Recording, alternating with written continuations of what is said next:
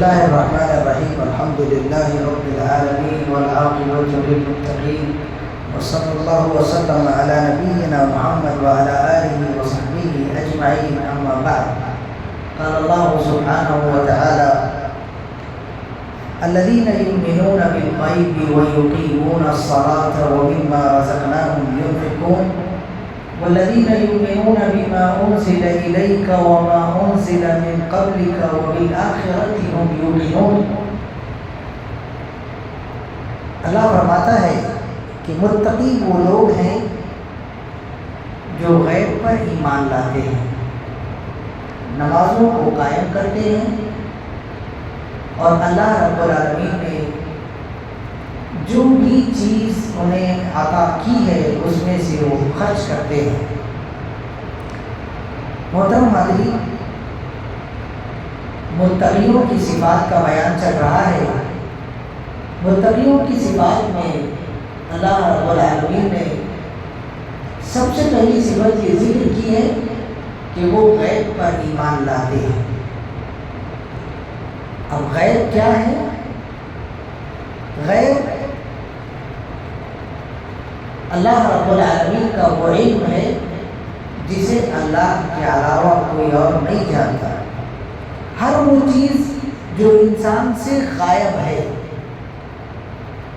چاہے وہ ماضی کی ہو، چاہے وہ حاضر کی ہو، چاہے وہ مستقبل کی ہو، تینوں زمانوں میں سے کسی بھی زمانے سے متعلق کوئی چیز اگر انسان سے غائب ہے تو اسے غیب کہا جاتا ہے. اور غیب اللہ کے علاوہ کوئی اور نہیں جانتا. اللہ قرآن کریم میں فرماتا ہے قُل لَا يَعْلَمُ مَن فِي السَّمَاوَاتِ وَالْأَرْضِ الْغَيْبَ إِلَّا اللَّهُ. اے نبی صلی اللہ علیہ وسلم آپ کہہ دیجیے کہ آسمانوں اور زمین کے اندر کوئی مخلوق ایسی نہیں ہے جو غیب جانتی ہو سوائے اللہ کی. اللہ فرماتے ہیں قُلْ لَوْ كُنْتُ أَعْلَمُ الْغَيْبَ لَاسْتَكْثَرْتُ مِنَ الْخَيْرِ وَمَا مَسَّنِيَ السُّوءُ. اللہ نے فرمایا کہ اے نبی صلی اللہ علیہ وسلم آپ لوگوں سے کہہ دیجئے کہ اگر مجھے غیب کا علم ہوتا تو مجھے کوئی بھی نقصان نہیں ہوتا، کوئی پریشانی لاحق نہیں ہوتی. اس پریشانی کے لاحق ہونے سے پہلے میں اسے جان لیتا اور اپنے آپ کو اس سے بچا لیتا، لیکن مجھے غیب کا علم نہیں ہے. اللہ فرماتا ہے عالم الغیب فلا یظہر علی غیبہ احدا الا من ارتضی من رسول فانہ یسلک من بین یدیہ ومن خلفہ رصدا. اللہ ہی غیب کا علم جاننے والا ہے اور اللہ اپنے غیب کے علم میں سے جتنا حصہ جس رسول سے راضی ہوتا ہے، جس نبی سے راضی ہوتا ہے، اس کو جتنا چاہتا ہے اتنا بتا دیتا ہے. تو میرے بھائیوں، غیب کی اس آیت کریمہ سے پتہ چلی کہ دو قسمیں ہوتی ہیں، ایک غیب مطلق اور دوسری غیب مقید. غیب مطلق مطلب کائنات کی وہ تمام اشیاء یا وہ تمام زمان یا وہ تمام مکان یا وہ تمام اشخاص جو انسان سے غائب ہیں وہ غیب ہیں.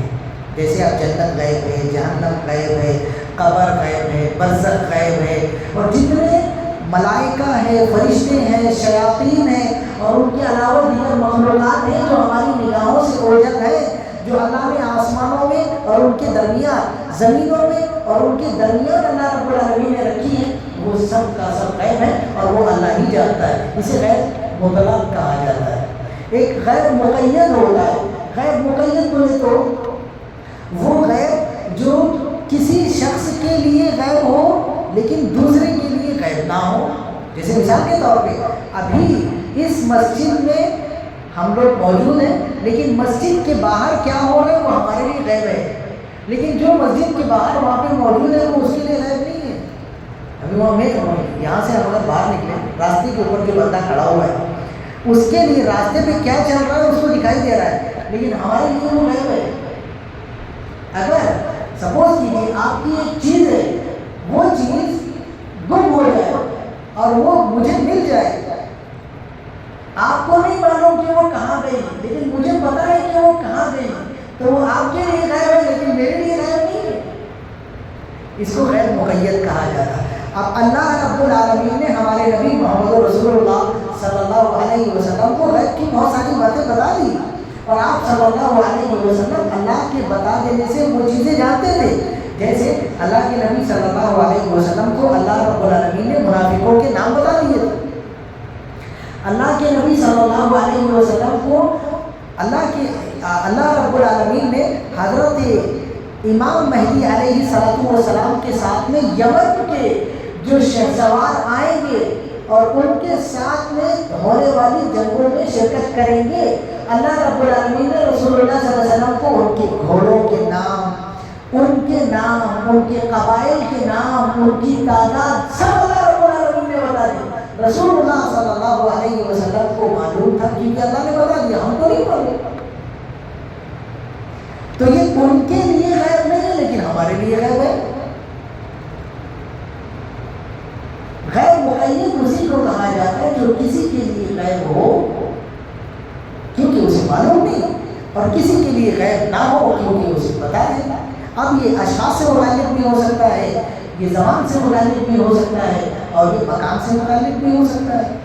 لہذا ہمیں یہ ایمان رکھنا چاہیے کہ غیب اللہ کے علاوہ کوئی اور نہیں جانتا۔ اللہ جس کو چاہتا ہے، جتنا چاہتا ہے، اپنے غیب کی حصے اسے عطا فرماتا ہے۔ بہت سارے لوگ جناب رسول اللہ صلی اللہ علیہ وسلم کے سلسلے میں یہ دعویٰ کرتے ہیں کہ آپ صلی اللہ علیہ وسلم کے پاس میں غیب کا علم تھا، لیکن یہ حقیقت کے برخلاف ہے۔ اس میں رسول اللہ صلی اللہ علیہ وسلم پر اس بات کا الزام لگانا ہے کہ نعوذ باللہ گویا آپ صلی اللہ علیہ وسلم غیب جانتے ہوئے بھی آپ صلی اللہ علیہ وسلم نے اپنے صحابہ کرام کو تمام جنگوں کے اندر قتل کرنے کے لیے لے کے گئے، اور ایسے بہت سارے الزامات آپ صلی اللہ علیہ وسلم پر آئیں گے۔ لہذا ہمارا یہ عقیدہ اور ایمان ہونا چاہیے کہ غیب اللہ کا خاص علم ہے اور اللہ کے علاوہ کسی اور کے پاس نہیں ہے، اور غیب کی 5 توجیہ والی آیت آپ کو معلوم ہی ہے۔ تو اللہ کے علاوہ کوئی اور غیب نہیں جانتا، چاہے وہ رسول صلی اللہ علیہ وسلم ہو یا کوئی اور ملک مقرب ہو، اللہ ہی کا یہ خاصہ ہے، ہمیں اسے اللہ ہی کے پاس رکھنے دینا چاہیے۔ اور رسول اللہ صلی اللہ علیہ وسلم غیب نہیں جانتے تھے۔ اللہ ہم سب کو ایک توفیق عطا فرمائے، ہمارے گناہوں کو معاف فرمائے، اللہ ہم سب کو اپنے دین کو سیکھنے اور سمجھنے کی توفیق عطا فرمائے۔ آمین وآخر دعوانا الحمد للہ رب العالمین۔ السلام علیکم ورحمۃ اللہ وبرکاتہ۔